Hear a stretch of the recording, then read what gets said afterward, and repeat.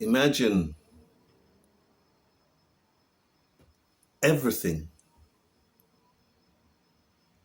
has a beginning and an end,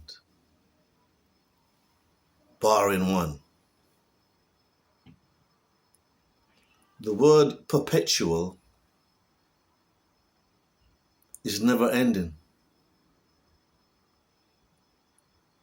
That is our Lord and Savior. Imagine that.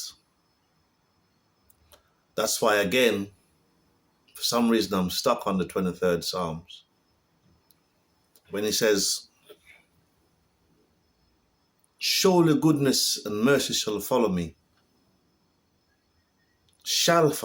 all the days of my life, that I may dwell in the house of the Lord. So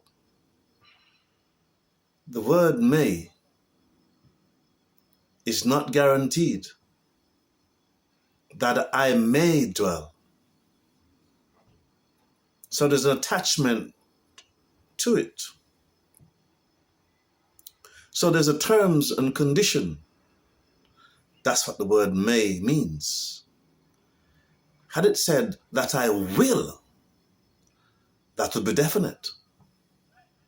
But it says that I may dwell in the house of the Lord.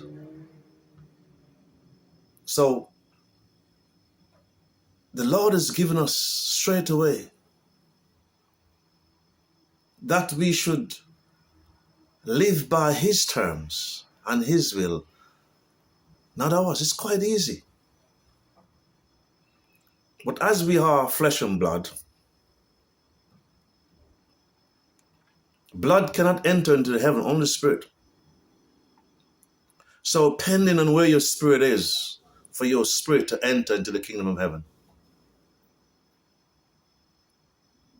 So for that reason, we glorify and give God thanks for surely goodness and mercy. We give him all the glory that he is the beloved shepherd.